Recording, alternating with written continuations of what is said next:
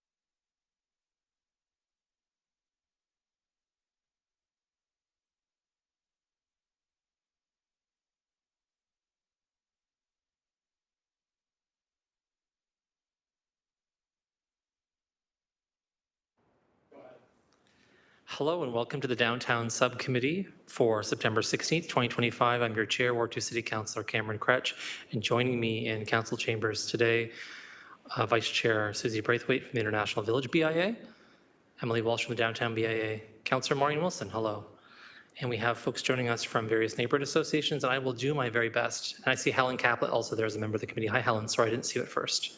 From the Hamilton Chamber of Commerce, we have Drino Mazik, and joining us from the Central Neighborhood Association, Sonia DePaul, and joining us from the Durand Neighborhood Association, Christine Sandor. Thank you all for being here today. And we do have quorum for today's meeting, and so we will begin with our meeting. And we'll start by approving the agenda for today's meeting. Can I have a mover and seconder to approve today's agenda? I see Vice Chair Braithwaite. Can I have a seconder on that? Emily, thank you. Member Walsh, I appreciate that. Any comments or discussion about today's agenda? I'll make one small reminder, which is although we had 7 reports asked for today, 6 are here because 1 is due to come back at our next meeting. So if you're looking for the report about Walnut Street, don't worry, it's coming forward in our November meeting.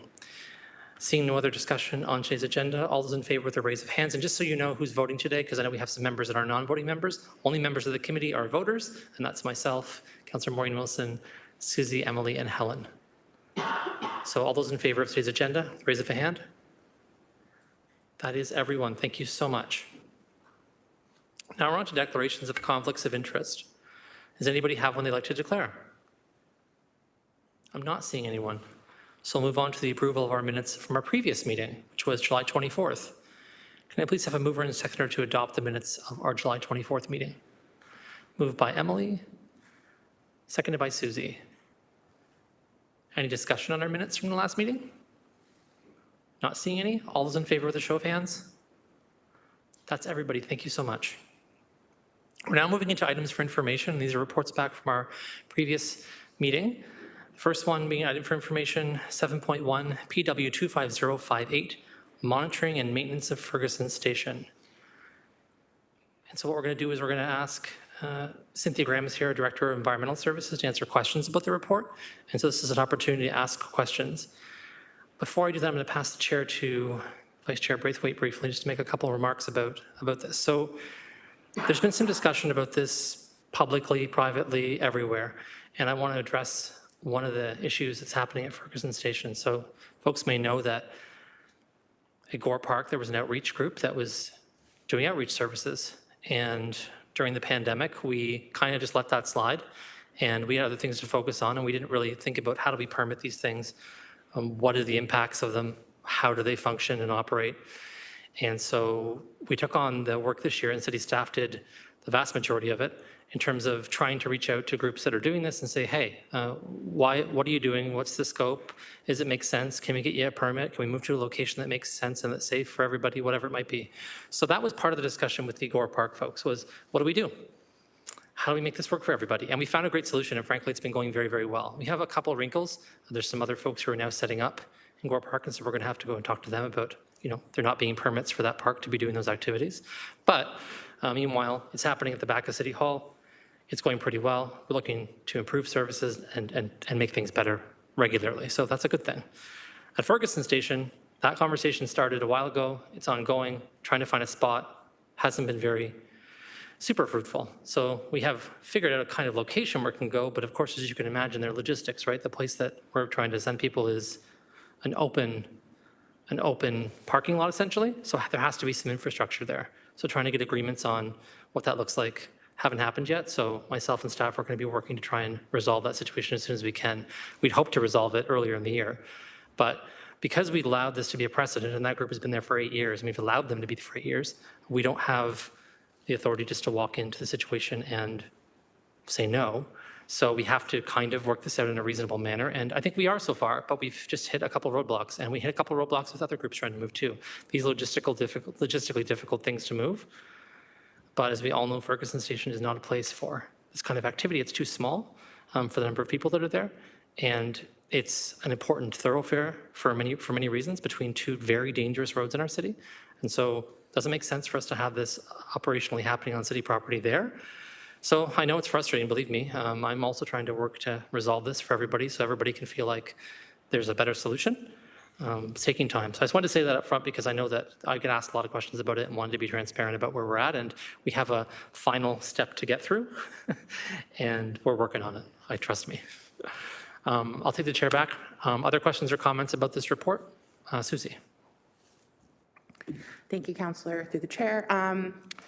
So first of all, before I get into that, I just wanted to thank the city for implementing security since our last meeting. So that has really been helpful, and we've been noticing a big difference, a positive change in the community, less loitering and open drug use and things like that. So thank you for that. That's fantastic. I think there's still a lot of work to be done there, but it's definitely a really good start for us.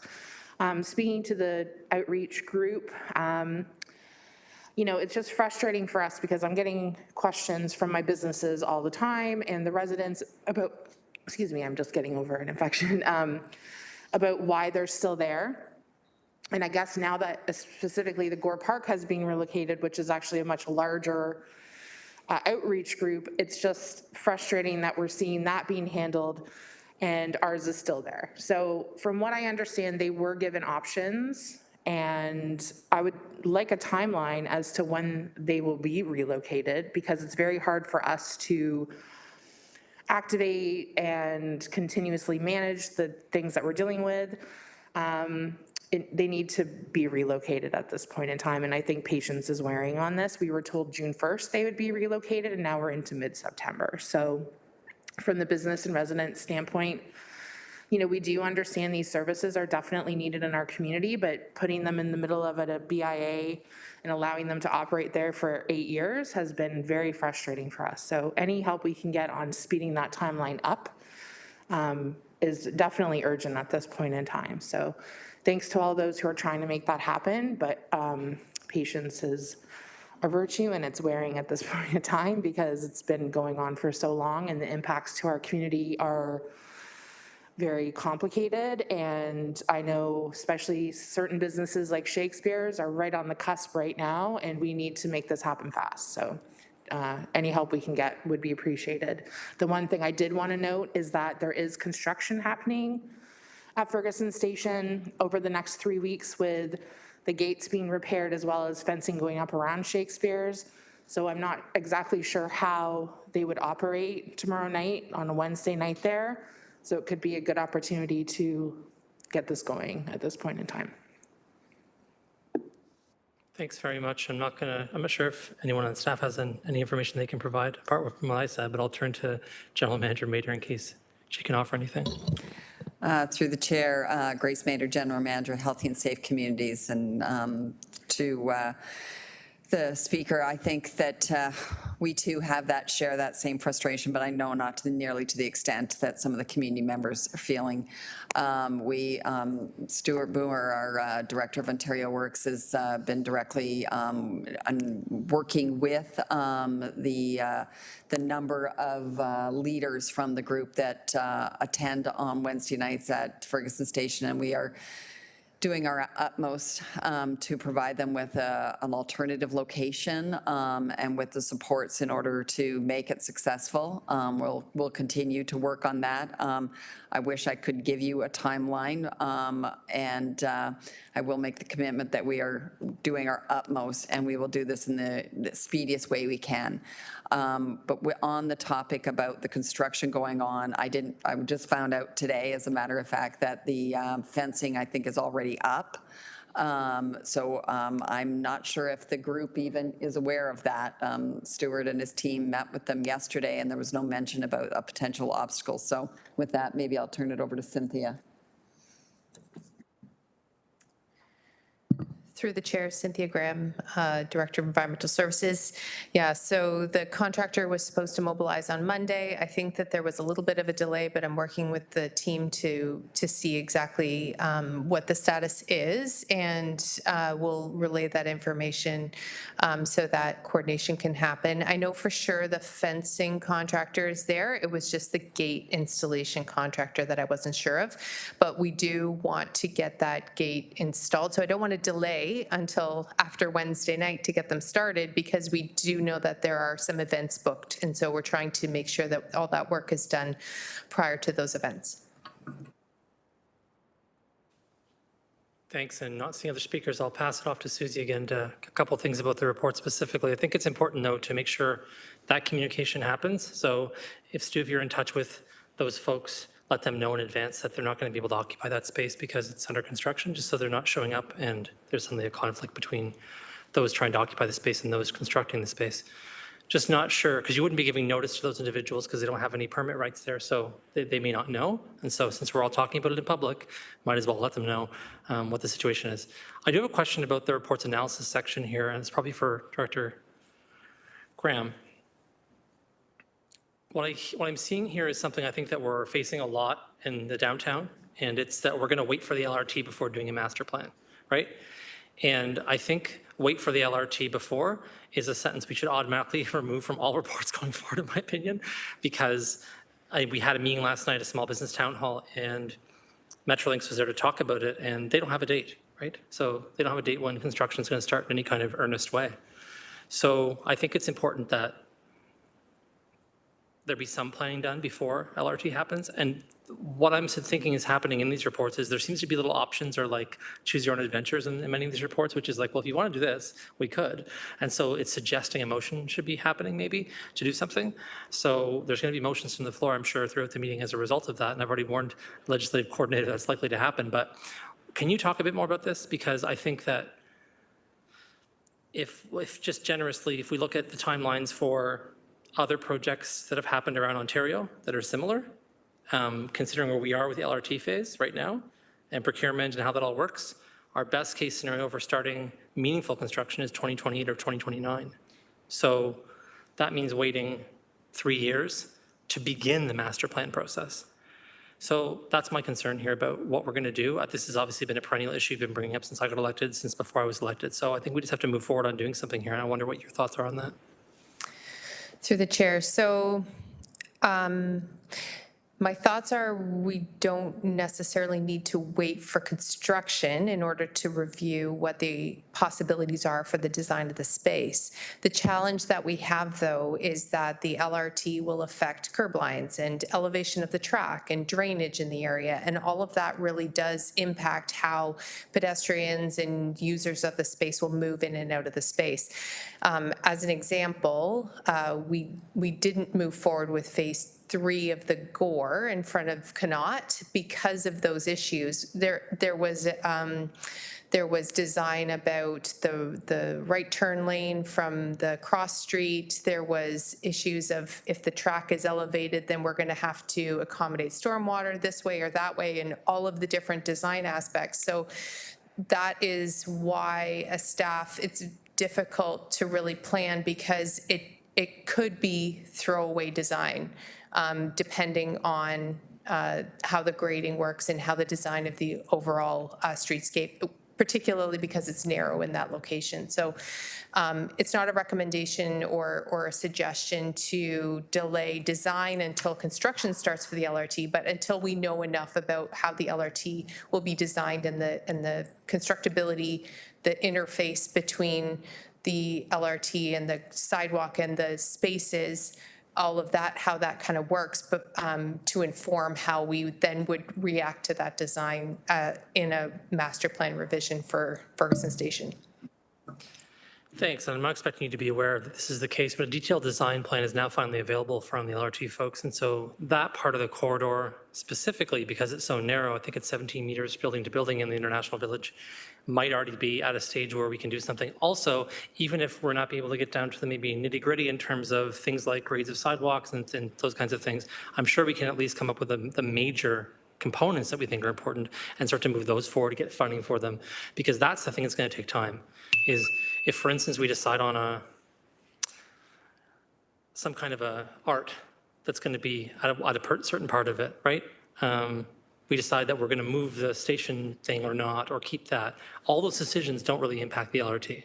So, I mean, yes, right at the roadway it does, and we might need to wait for the micro design to do some things, but I guess what I'm suggesting or asking for is could maybe I refer this report back to you, talk to the LRT folks and see where we're at and come back maybe with something else? Is that fine? Is that a reasonable ask of you? Or I don't want to put a motion out today if we don't have enough information, but I think it might be helpful if you met with them and talked to them to see what could be done, because we've been waiting for sort of phase 2 of Ferguson Station since phase 1 started, It was active for a very short period of time and then kind of, died.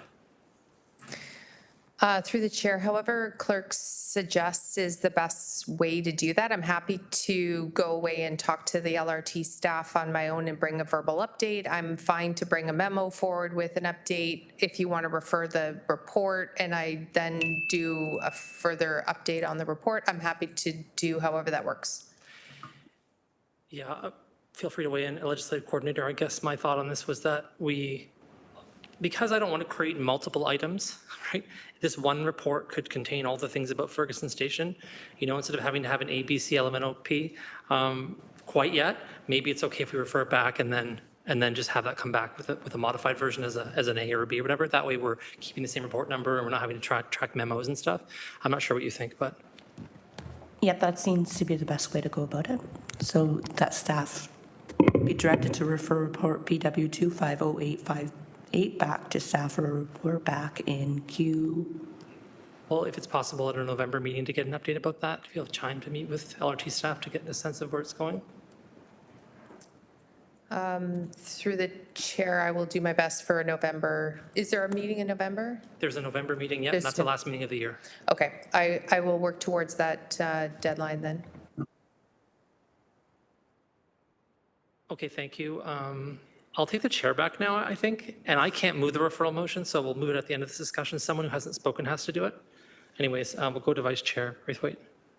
Yeah, I'll be quick. I just wanted to mention, I think there needs to be a sense of urgency with Ferguson Station. In the situation that it is now, it's a very unsafe space in the back there, and it's affecting surrounding businesses. So just reading that and seeing, oh, we're going to wait, it's just, we can't afford to wait. Like, it's really negatively affecting the community around them and the businesses around them. So we need some urgency with safety concerns for this space. And I think the space can be utilized in so many other ways that it's not being utilized. So we need to be able to have those conversations now.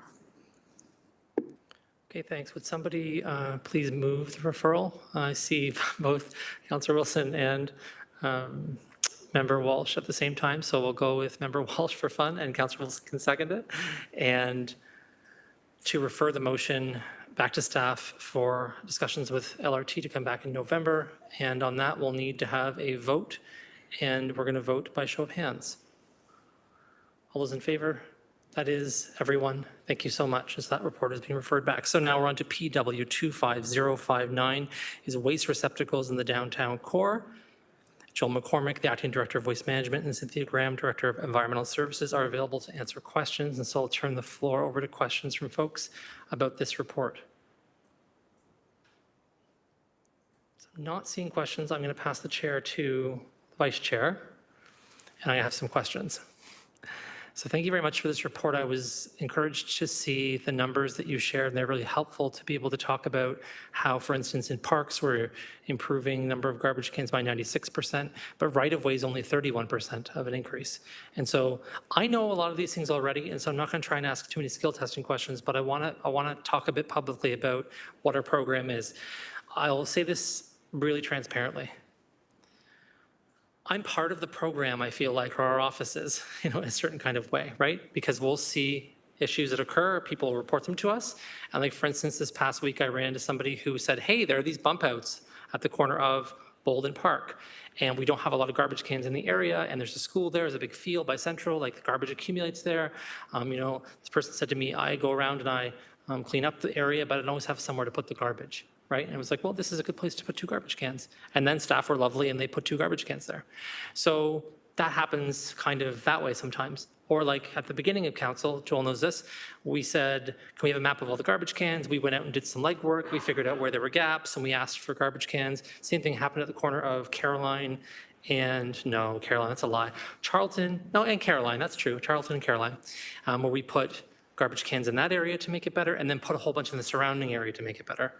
So that process happens, but what are we doing as a city to kind of look at the downtown and say, okay, we're doing an analysis of pedestrian walking patterns, we're doing an analysis of where we don't have concrete footings, where we need to have concrete footings, and then we're like attacking these things one at a time. The report didn't give me a sense like that work is undergoing, so how do we get that work to happen, and is there direction this subcommittee can give to say, bring back a report about how we'll do that or something? So I'm just looking to you, Joel, or Cynthia, about that. Great. Through the chair, my name is Joel McCormick, Acting Director of Waste Management. So yeah, you're correct in the sense where it's a multi-pronged approach. So staff do take the initiative when they see the need and the means to add a litter container in locations that require it. We have supervisors and staff that are in the downtown each and every day, and they monitor hotspots as well. We are going through the process of implementing a new process where we are using technology, we call it like the Collectors app, to identify hotspots where it comes to litter, needle usage, where we find needles. That will help us identify hotspots. And those hotspots we will be able to action with whether it's additional litter containers or whatever we need to at that point. Thanks. So it's not necessarily like a systemic way. You're using some technology to look at some hotspots, but I guess where I'm thinking about this primarily is in pedestrian corridors, right? So you're not necessarily, not waiting for people to litter. Some people are going to carry their garbage all the way home, or they're going to carry their garbage, an extra half a kilometer longer than they want to, but it's not comfortable for them to do so. And so we want to have more litter containers. That work isn't necessarily happening through pedestrian counts, but you are using some technology to figure out where the hotspots are, which is helpful. My second question is, and we'll continue to say, hey, we're hearing about these locations and work with your office, which has been very successful. We've put in, I don't know how many new Ward 2 cans, there's been 100 or so that have gone in this term of council, which is great. My other questions about everyone's perennial favorite discussion when it comes to garbage, just like drinking fountains.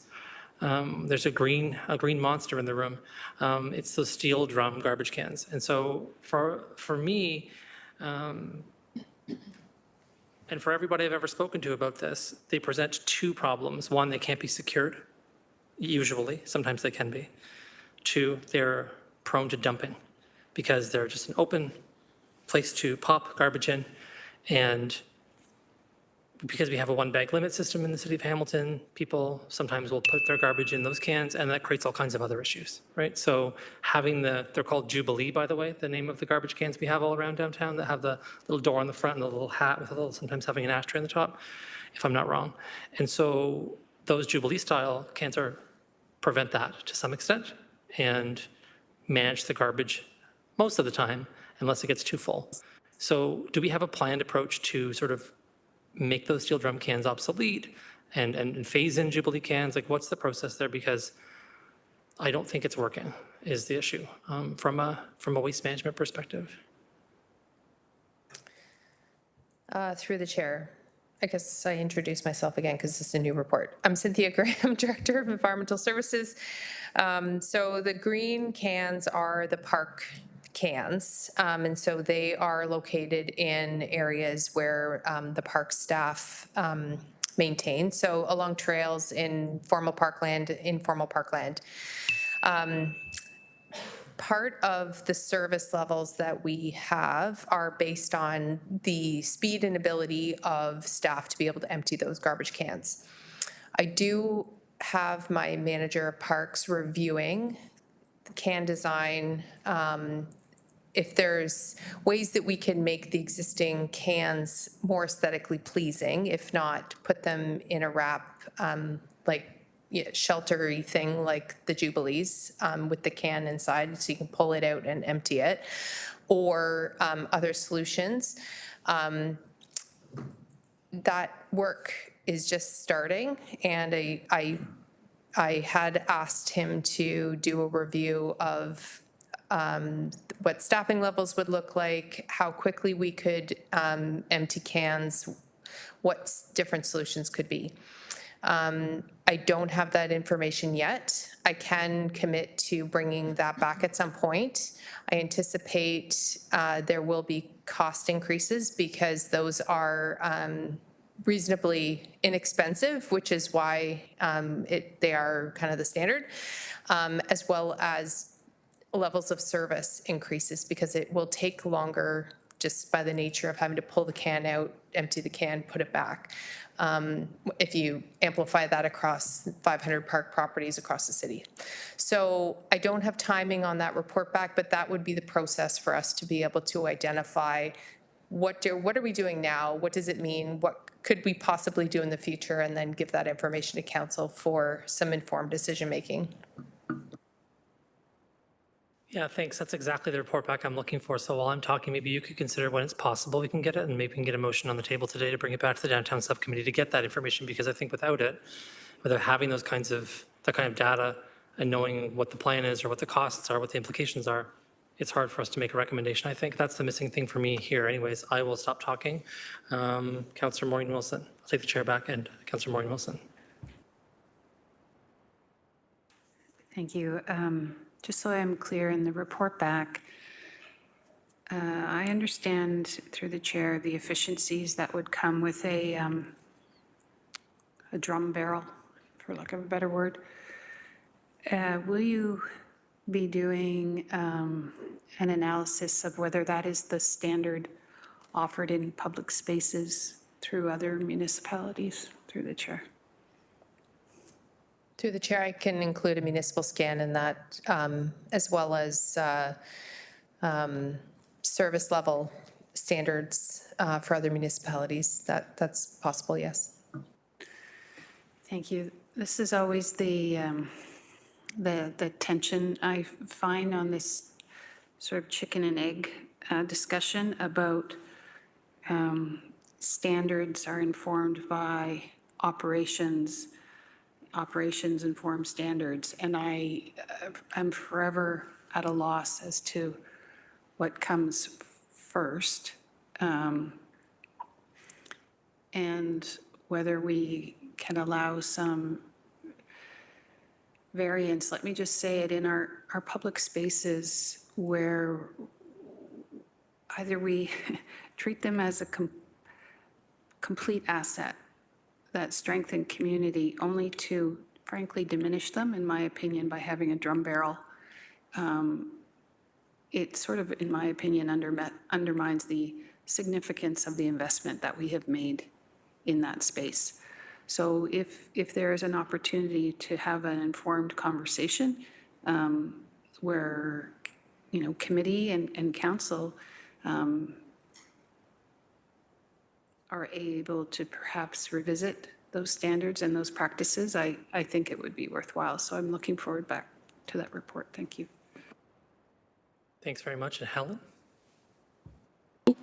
Sorry, my question is, HSRs also has waste containers. They have a 3-system waste container for recycling, garbage, and paper. Why can't we implement the same receptacle HSR does for their stops versus the brown square ones and or the drum barrels for the parks? Why can't we go the same metal 3-container system as well?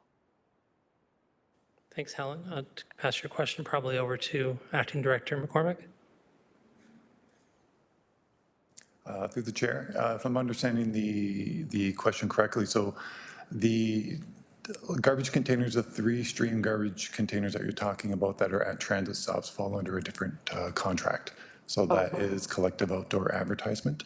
And those are managed slightly different than the garbage containers that are on or in parks, and different from the jubilees that we have in the city. Okay, good to know. Member Walsh. Just a thought and a question on the pet waste pilot that's included in the report. I know that in Gore Park, we're super lucky to have a lot of garbage bins there. Some of them are only about 20 yards apart. And so I just wanted to posit that I think it could be the case that dog waste bags are possibly being taken, used properly, and put in a different garbage bin, which could be perceived as misuse of those bags because they're not being seen in the actual dog waste containers themselves as full. And then just a question on it as well with the evaluation of the pilot going forward. It says that it's going to be evaluated based on the usage, misusage, and things like that. It mentions resident familiarity. How is that being measured?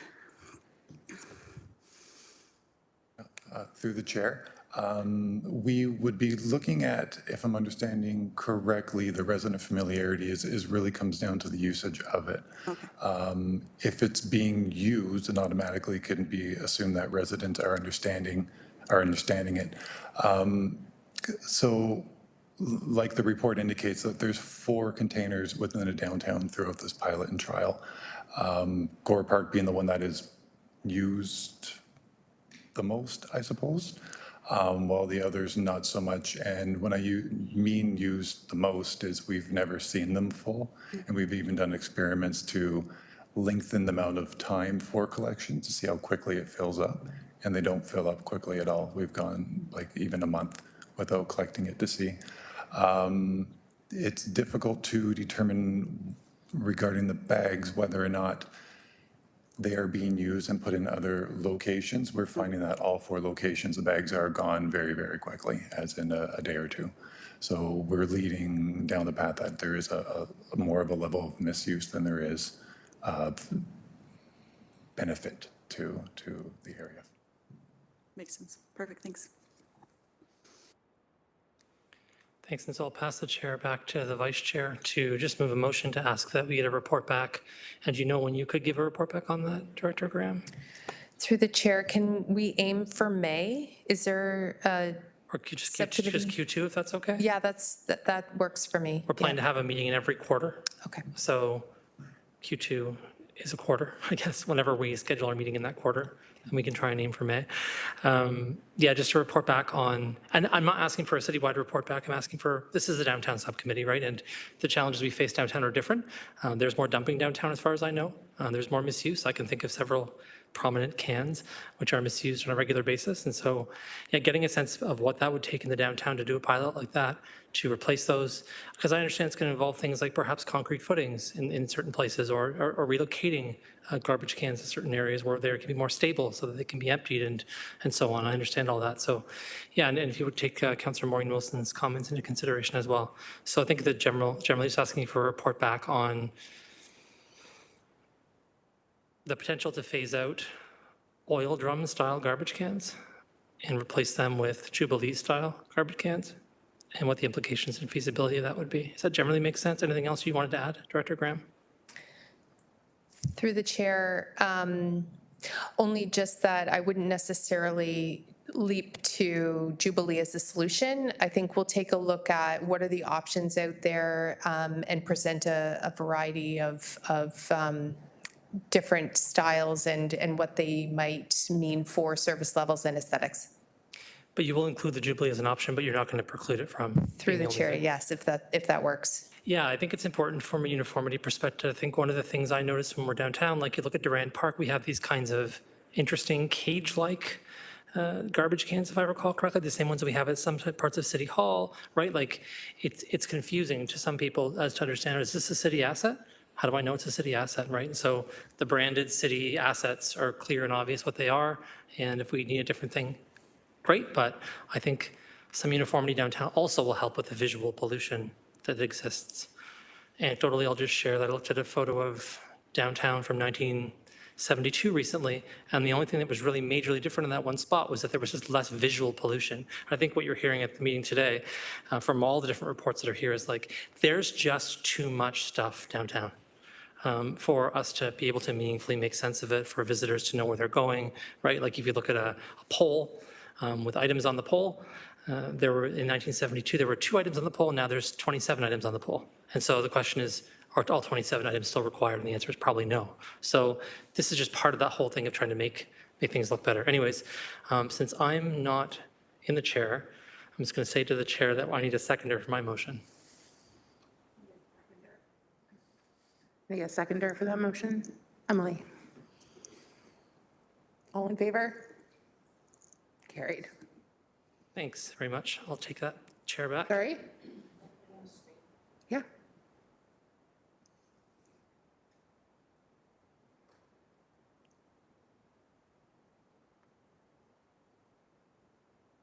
Okay, that staff be directed to report back to the Downtown Subcommittee Q2 2026, respecting the potential to phase out the drum type waste receptacles with options to replace the waste receptacle type and service level standards. Moved by Councillor Crutch, seconded by Emily.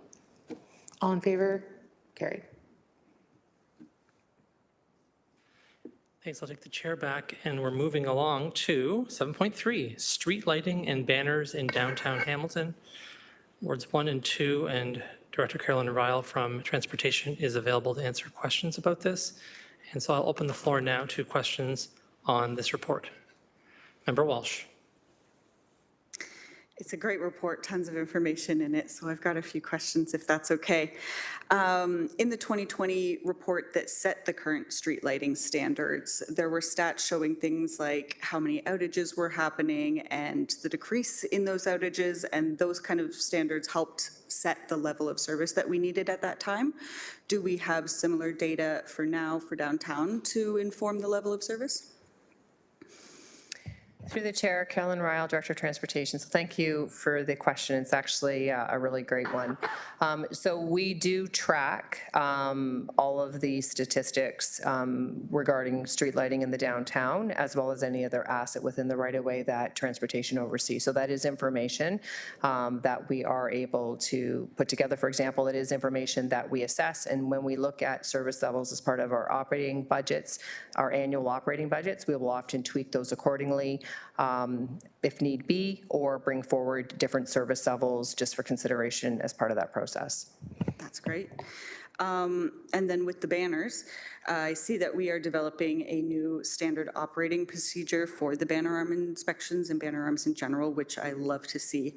I know a lot of the BIAs across Hamilton in general use banner space in their areas, so will there be a chance for BIAs in general to provide feedback as that SOP is finalized? Through the chair, great comment. I think that would be very valuable. I'll take that back to staff. What's unique with the timing right now is we're doing a lot of work with tourism and culture, and we're a partner with them on administering a lot that's happening in the downtown, and that's going to be upcoming. So I think that would be a great strategy. Is we're going to take the older SOP, we're going to bring it up to just more around the roles and responsibilities between the different divisions and entities throughout the city. But I do think it might have some value in touching base with yourself and others, just to see how just to make sure we incorporate any comments. I think that's a good idea. Absolutely, yes, we'd be so grateful. The report recommends a $270,000 budget increase, but doesn't exactly spell out what the levels of improvement that come along that increase would be. Could you provide some clarity there, and also what the impact would be if it wasn't approved? Through the chair, again, another great question. So we're looking for an increase in the annual operating. So we already have an operating budget in place. So this is an increase of $270,000. It will be coming forward as part of the 2026 budget process as a business case.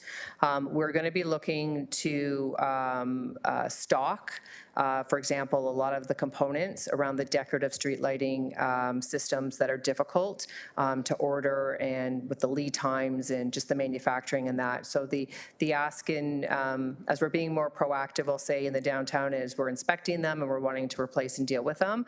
This is really an attempt to have some of that available that we're able just to take off the shelf and implement it. So if we wouldn't, for example, get the $270,000 increase, what it would do is that when those get identified during the annual year, we do have other funding, so we'd have to balance that, but it would be something we'd have to go through, similar, for example, financial maybe review, and if we need to do any increases. Perfect, thank you so much. Not seeing other folks wanting to speak on this, I'll again pass the chair to the vice chair so I can just make a couple of comments. I really appreciate the report. I think I didn't know about this funding as part of a business case. We haven't seen all the business cases quite yet. So it's good to know, and I want the public to understand that that's what's happening, is that as part of the business cases that come forward to the budget, this is one of those, asking for more funds to be available to actually repair and maintain these things on a regular basis. So I think the best thing at this point to do, and this is an information report, so there's nothing for us to approve, is just hopefully that budget increase comes forward, we're able to see that impact, and then from there we can come back. I want to say to everyone on the committee, you all have the option to bring forward a motion later on if you think, you know what, this isn't working and we need more information or that kind of thing.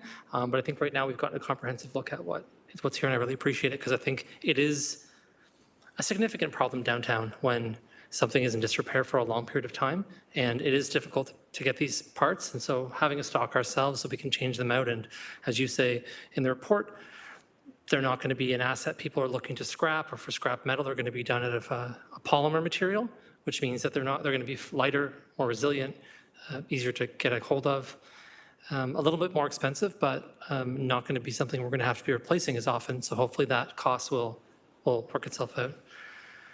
On that, I'll take the chair back, and I see Helen. Just a question. How old is the underground street lighting in the downtown core? Does anybody know how old it is? I understand the actual equipment for the light itself, but the wiring. How far back do we go on the wiring for the streetlights downtown?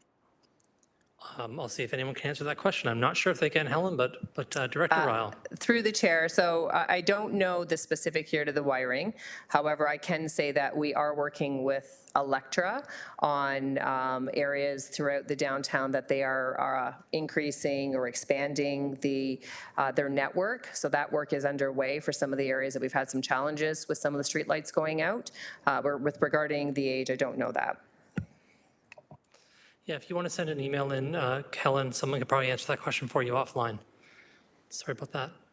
And on that, we're here to now receive this report for information. Can I have a mover and seconder to do that? Moved by Vice Chair Braithwaite and seconded by Member Walsh. Thank you. All those in favor, by show of hands? That item has been received. And we have one more item in this category before we go to recommendations. And it's PW 25071. It's a motion response about the functionality and monitoring of security cameras. And it's a short memo. Any comments or thoughts on this? Okay, I'm going to pass the chair to Vice Chair Braithwaite. I asked for this report and appreciate, I know that a couple people kind of got this together quickly. I think there's a piece of information missing from the report I wanted to delve into. We're going to get an answer back on this from police anyways, and the majority of responsibility really falls to police for the monitoring of these cameras. But there's a couple things said in this report I want to unpack. Number one, we talk about in this report that there's certain city CCTV cameras, right? And there's certain police CCTV cameras. This is generally the sentiment here, right? So I guess what I'm wanting to understand is, are we talking about city CCTV cameras as in, for instance, the ones that are attached to City Hall, the front of City Hall, those that may be on municipal buildings? Or do we have other cameras around downtown that we should be aware of? Whoever can answer that. Good afternoon. Martin Dambo, Manager of Corporate Safety and Security. Through the chair, thank you for your question. I think it will be important to distinguish the purpose of the security cameras and what they're capturing. The security cameras that my office facilitates and administrates is usually of city assets. So your example of City Hall is a great one. We are looking at the property itself, not necessarily of the right-of-ways that are on the exterior of the property. The cameras that are mentioned in this report do talk about cameras that capture right-of-way and streets and sidewalks. There are a number of camera systems that are around the city in rec centers and administrative buildings that we do administrate and manage. There is one other unique opportunity that we'll probably want to capture, and that is the escarpment stairs. We do have a pilot project on the Wentworth stairs that we do have cameras. Those are also right-of-way, but it's also a city asset. So we're certainly able to provide a list of all the cameras that we do have administration over, but I don't believe that there's any more that would be operated by the city outside of the traffic cameras, which are not recorded, so not CCTV, that would be captured under this. Thanks. I have two more questions. And so one is just about monitoring of those cameras. And so I imagine, for instance, I'm going to imagine only because I don't know the answer, frankly, that there is some monitoring. Does the monitoring change based on the kind of camera use or the location of the camera? How does that work in terms of these cameras which are not capturing right-of-ways but are just part of city facilities? Through the chair, thank you for your question. Cameras that the security office administrates, we do have periodic monitoring through our 24-hour control room. We also prioritize cameras that are based in areas that have had known issues in the past from a staff safety perspective or asset preservation.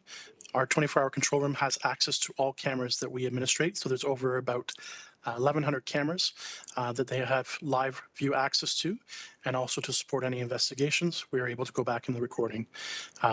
We do not necessarily monitor any one camera 24 hours a day.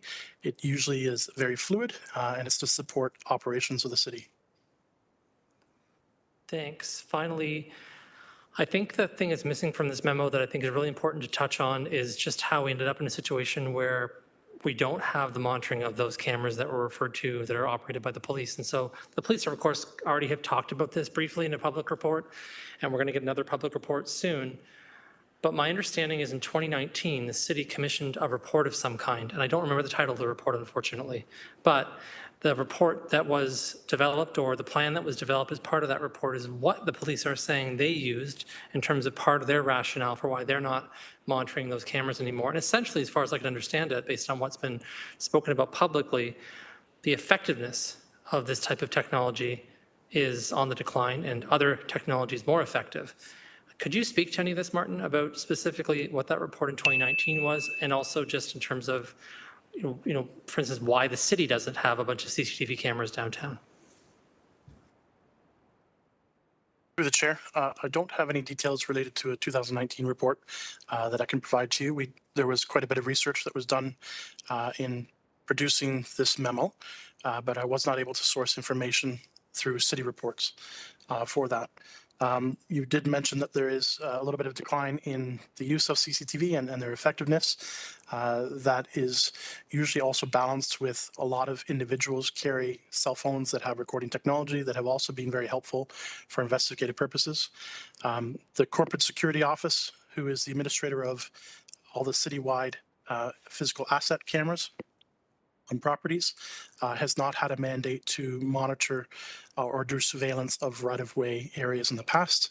And again, this project was within Hamilton Police previously, so there wasn't an operational need to intrude on what they were doing on their end. Thanks. And so at this point, we really do have to wait for the companion report from Hamilton Police to come out so we have a fuller picture of this. And we may circle back here at some point to just get a fuller answer from you folks about, okay, now that we're in the situation we're in, and once we have all the answers from police, what's the next step to make? Because I think it's just a question that's been coming up quite a bit in terms of when people found out that their cameras weren't operating, they were surprised by that. I think police are going to come back and say, we didn't find them to be effective. And so here are the reasons why we didn't find them to be effective. And then that opens up a conversation to say, okay, if we're not doing this from a law enforcement perspective through policing, is there a civic reason or a city reason or other kinds of reasons that we want to be doing a program like that? And does council want to mandate that? So I'll leave that for then.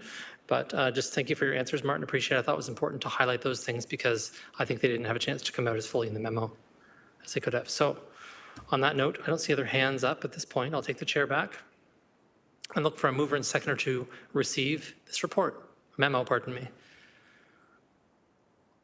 I'll say VP Vice Chair Braithwaite. I'll try to make you a vice president of this. That was fun. Vice Chair, and then Helen, if you don't mind seconding it. Great, thank you so much. All those in favor, by show of hands to receive. Thank you. We're on to the items for consideration. These are two reports with recommendations from staff about reporting back. 8.1 is the first one, flyers and posters on city infrastructure. Can I have a mover and seconder to put the report on the floor? Moved by Member Walsh, seconded by Vice Chair Braithwaite. And Dan Smith, the Acting Director of Licensing and Bylaw Services, available to answer questions about flyers and posters on city infrastructure. Are there any questions for Dan or on this report? I'll hand the chair to Vice Chair Braithwaite because I had a member who wasn't able to attend today and ask some questions, and so I'm going to try my best to relay those questions. But I think one of the things in this report that doesn't come through crystal clear is the distinction between a utility pole, as included in the policy, and sort of a street lighting, a decorative black pole with lights in the downtown core. Like, are there differences between these things? How do we understand the differences between these things in terms of the policy? So trying to understand that. Through the chair, Carolyn Ryle, Director of Transportation. So Council, there is a distinction when it comes to the role and responsibility of the different assets. So typically when we're dealing with an entity or an asset that belongs to a utility, could be Bell, for example, we would receive that inquiry and then we would direct it to them, seeing that it's their asset to maintain, asking them, for example, in this case, to remove something. So there is a delineation between ownership and the roles and responsibilities when it comes to the maintenance and or cleanup on something. Thank you, that's helpful. I think the comments that I'll share with you, because we're anticipating a report back on this, and so some feedback for that report back. Right now, the It's very difficult, of course, to know who is perhaps putting things on city assets. And so it's just like the situation when someone says, well, why don't you catch that person who's riding their bike down the sidewalk? Right, we'll be right on that. Like, if you're not there in the moment when the person's riding the bike down the sidewalk, the person is then gone from the sidewalk. So that's a similar situation to this, which is you can't track everything that occurs. And so I understand that's difficult. But we have a kind of every 4 years, there's a repainting of street lighting poles. An inspection of traffic signal cabinets happens once a year. I think it's important to review that standard and see if that's really meeting the needs, because we do have some places downtown right now where you can obviously put things, right? Little boards and things where you can put stuff, and then things end up in other places. So we've talked already about trying to fund something for BIAs where they've got a kind of events coordinator and other kinds of things that are happening. Could the Downtown Hamilton Clean Team be sort of tasked with looking at these things on a more regular basis? That's a new program we have. Can they be tasked with having a gander around? I think the overall goal here is trying to remove all the visual detritus that's there. You know, I often pass posters that have been up there for 7 months with a date on them.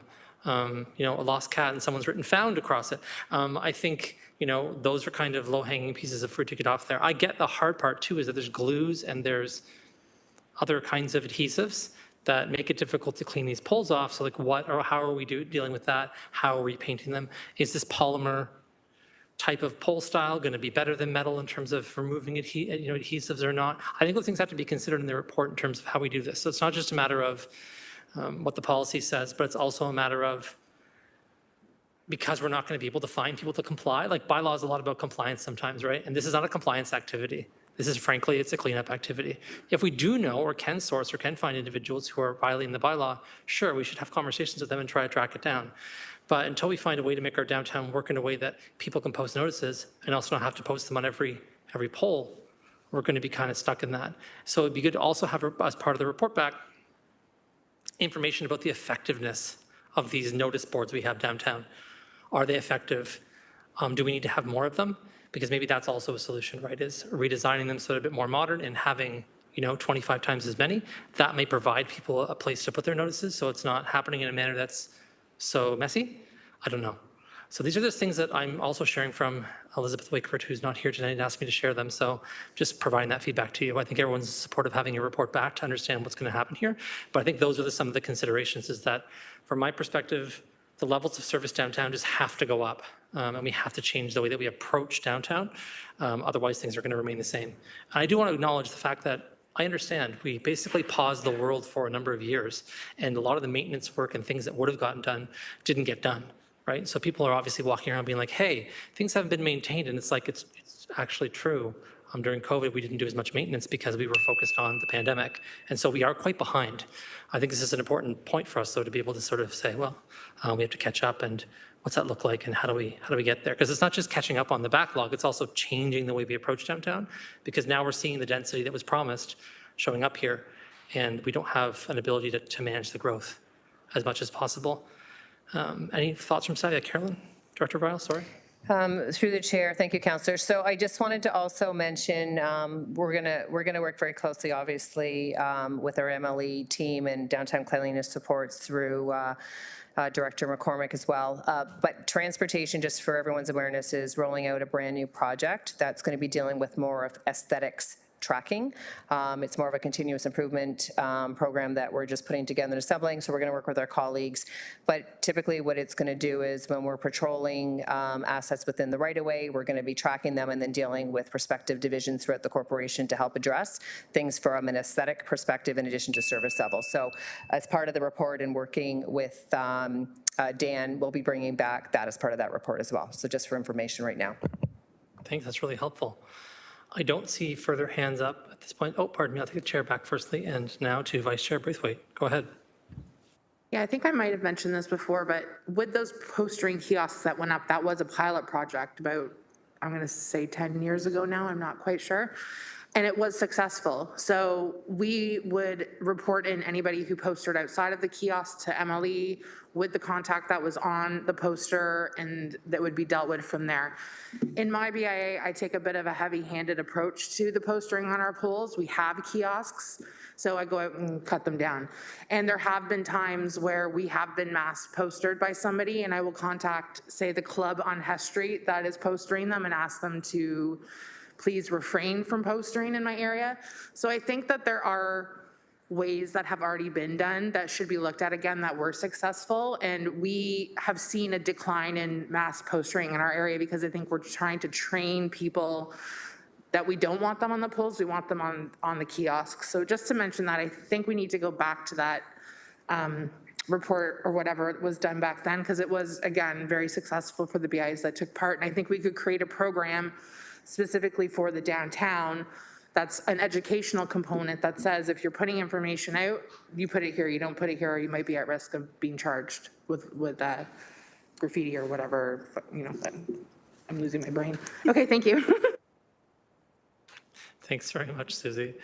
I'm not seeing further comments on this right now, but I think that's some good feedback for staff in terms of the forthcoming report. All those in favor of the recommendations in the report? That is everyone. And we're on to 8.2. Before we get to motions, noise control bylaw and street performance citywide. Can I please have a mover and seconder to put the report on the floor, including the recommendations? Vice Chair Braithwaite and Member Walsh. Dan Smith is still here, Acting Director of Licensing and Bylaw. If anyone has questions for Dan, I'll turn it over to the floor at this time. Not seeing any. I'm going to do Elizabeth a solid here and ask a couple of her questions. So I'll pass the chair to you, Susie. So I do have a couple of my own comments also to pepper in here. This is one of the more difficult and irritating issues downtown. So I'm looking forward to the report back on how we can change these things. For instance, a question I think that comes up a bit is, look, if street performers comply with all the statutory requirements historically, right, and there's been no enforcement since 2023 and not really during the pandemic, then, you know, how do we understand the system and how it works and who's violating these policies? I'll say that the most probably pernicious area where this is an issue is right around Gore Park, Jackson Square, right? I myself have called in several bylaw infractions just walking there, where you're going to have people who are amplifying sound out on kind of the right of way, I guess it is, right, in some places, city property. And I'll be honest, when those things are reported, bylaw is pretty good about dealing with them. They address those issues relatively quickly. But what I notice is a persistence from some groups that we clearly can identify at this point. If you'd like a list, I've got it, of people who just keep coming back regularly, and there doesn't seem to be a deterrence from that activity.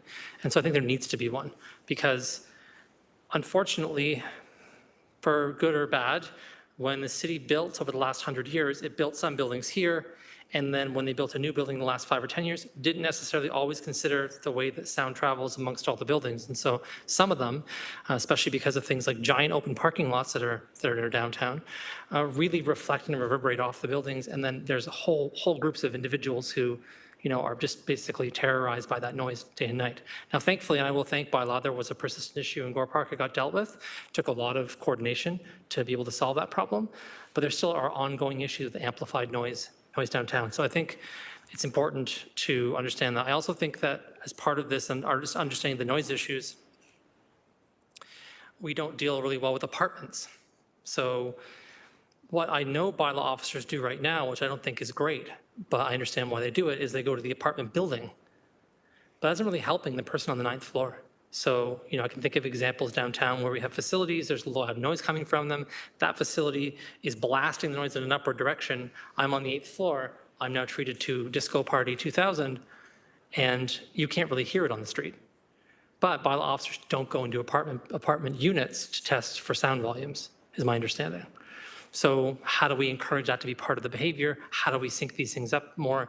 Does it require service level changes to be able to do this, or training? So I'm saying all this to you because I think it's a complicated problem and it's going to continue to persist. I really appreciate the work that's been done in terms of increasing the hours for noise violations. And I know it's tricky for bylaw officers to like go to a club at 2:45 a.m. and be like, shut it down. That's not an activity that's easy for someone who's not the police to do. And police have abdicated their responsibility from this entirely some years ago, which is a whole other problem. But I hope that the report that comes back says, either yes or no, we need the police or we don't. Like, I think we have this very strange passive approach to this, which is the police said they're not doing this anymore. And so then we said, okay, why? Like, if we need them to do it, we should publicly say, we can't do this on our own. We require the services of the police. And then that has to be worked into some kind of service level improvement or capital improvement. We can't just keep being like, well, they said no, thank you. So we were like, okay. Like, if there's a persistent issue, we really require the police, right? Then I think we have to say so. I'm not putting this on anybody here. I'm just saying that when it happened, there wasn't really a response to that. It was just, it happened kind of in the night and no one even knew. And then suddenly it started trickling out into the community and people started finding out about it. But there wasn't ever a formal report from the city saying, this service has ended, this is how we're gonna meet the gap. So when this report comes back, could you also please address that issue? Any other feedback from other folks about this? I think I've said a lot of things and tried to capture some of what Elizabeth sent to me. Okay, I'll take the chair back. Not seeing that. All those in favor of the recommendations in the report? That is everyone, and we're on to the final item here, which is a motion. And so I will turn to the mover of the motion, Member Walsh, and I'll speak to it after you. But if you have anything to say, you don't have to read it into the record. It's already on the agenda. But if you want to speak to it at all, you can. Yeah, I think just really briefly, it pretty much speaks for itself, but it's about keeping the sidewalk at Jackson Street West and McNabb Street South accessible and safe for everyone. We're asking staff for recommendations since the current response hasn't been necessarily effective so far, and we'd like staff's advice on some potential new approaches that we could explore for that area. Thanks, and I'll pass the chair to Vice Chair Braithwaite. I have a fair amount to say on this. I'll try to stick to the 5 minutes. Since 2022, when I was elected, this was one of the very first meetings I ever had with the city manager at that time. When our new city manager was elected, it was one of the very first meetings I had with her to say how this is a perfect example of understanding how we balance competing rights in a situation, right? People's right to exist and be where they are when they have nowhere else to go. The same right for the folks who are using the YWC to have a place to kind of go, people who want to use the sidewalks, people to walk down the sidewalk, because as you know, this is an important cut-through area for traffic trying to go onto Hunter Street to perhaps get onto Bay Street. Frankly, I've used it lots and lots of times to drive down this stretch of McNabb to get to Hunter specifically because we have too many one-way streets downtown and it makes things kind of a nightmare. And so how are those folks who are on the sidewalk being kept safe? The answer is they're not. I've seen far too many near misses. I've seen people aggressively drive at people. I've seen all kinds of things happen. It's not a safe space for people to be. And it's also not a place where people can walk down the sidewalk anymore because it's often blocked. This is also part of the reason the McNabb Street Tunnel got closed, is because there wasn't a way to actually safely sort the area out so people could use the tunnel effectively. There wasn't a way to monitor this. So I've had just more meetings about this than more other things. And I want to say really clearly, because there's some nonsense chatter about this out in the community about, you know, this is coming after an encampment or something. This is not an encampment situation. This is a situation where, frankly, I'll be very blunt with you because I've had meetings with the YWCA about this and other people about this. Look, it's a community of women who are sometimes outside doing things. The shelter closes down for a portion of the day, so they have to find somewhere to go. And then there's also men coming over trying to exploit women in lots of situations. If you don't know that, that's not a secret. Sex trafficking is a big part of what happens outside with homelessness. And there's a lot of really precarious situations that are happening in this area. And so I know we want to make that worse for anybody, and I know nobody here wants to make that worse for anybody. At the same time, this is absolutely unmanageable and unsustainable. It's not a situation that's making things better for people, it's making it worse for everybody. And the longer that we have this going on, the worse it's going to be. There are also a bunch of logical fallacies in this whole situation. So the idea that what the YWCA is forced to do is control their own property with their own security guard. So then their job is to get the people to leave their property. Well, where are they going to go? Well, across the road, across McNabb to the Whitehorn sidewalk, just another sidewalk. And so then the people who do Whitehorn are, you know, then they're managing the situation. And this just goes on and on and on and on. And for reasons that still escape me and will always escape me, because there's a heritage designation for Whitehorn, so too is the asphalt around it in the city's parking lot. I'll never understand this. And so where we could sort of try to help manage the situation by asking people to be on the other side of Whitehorn, for instance, or behind Whitehorn, for instance, doesn't really work because of heritage issues, but also because putting women out of sight puts them in increased danger. So this is the competing issue we have, which is that there are vulnerable women in the space. They feel safe-ish around this area because they have some supports in the area. Hiding them or putting them out of sight is going to put them in more danger. So then how do we do this? So a couple things that are already happening. One is, I put a motion forward last year to give a bunch of money to the YWCA, hundreds of thousands of dollars, in fact, and they're going to be using that money, and they've already used some to repair the roof for their senior center to make it more active, and they're going to be putting together some kind of area at the back there so that there's a place for folks to be who are actually associated with the program. Because that's a big challenge for police and everybody else who are coming here is they know some of the men, for instance, who are perhaps doing things that are contributing to harm, but they have a little they can do to do things about that, unfortunately, from their perspective. Then we have a group of folks who are associated with Caroline's Place and the YWCA, who frankly are mostly not in the area, to be honest, because they kind of have talked to the YWCA about trying to keep away and do things in a different manner. Then you have a bunch of other folks who are in the area, folks from the YMCA sometimes, other shelters downtown, and other vulnerable women around, and you end up getting this kind of situation happening. If you don't know this, I'll tell you, one of the things you can see when you go to Gore Park now on Sunday is there's what I call to be the Queen Victoria community. There's just a group of people who may or may not be homeless, and frankly, most of them are not, who just like to hang out around the Queen Victoria statue and have a gab, right? And so when these areas develop, you sometimes attract other groups of individuals who come to these spaces and they want to socialize now. It's something to do. Also, this involves selling drugs, all kinds of other things, right? So I'm just saying there's a daycare there. Like I could go on all night and day about how complicated this is. And the Y has this many resources and is trying to manage all of this. We also don't have a tremendous excess of resources, but we do have security at City Hall, for instance, that could perhaps, some more rotation. We could authorize the organizations to work together to try and coordinate their security officers so they can do something to manage this better. But we're going to ultimately probably require enforcement action, and the only folks that can do that in our city are the police. So this becomes the tension, right? And as winter approaches, it becomes more and more dangerous. Every day that it gets colder, it becomes more harmful.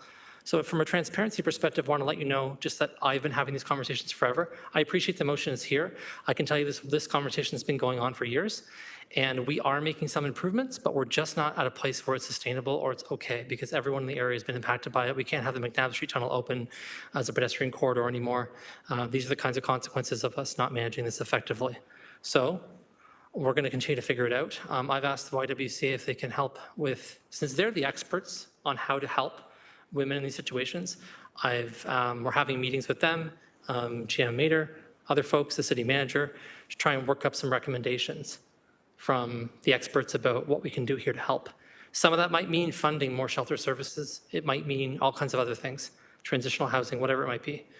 But yeah, I understand the frustration from everybody, folks who are parking, folks in businesses, folks who are walking through the area, people who live just south of the tunnel. Everyone is feeling frustrated. There's not a solution here. And I'll say to you, we are doing everything we can, but it's tricky. And those are some of the factors that are leading to making this really hard. And frankly, honestly, just not enough housing.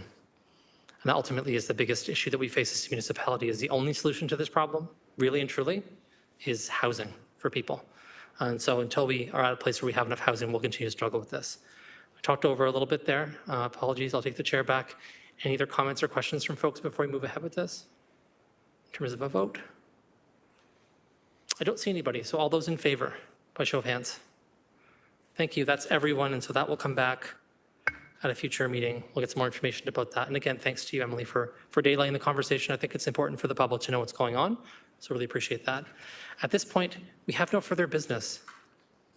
So today's meeting is adjourned at 3:08. Have a lovely day and see you all in November. Thanks for being here.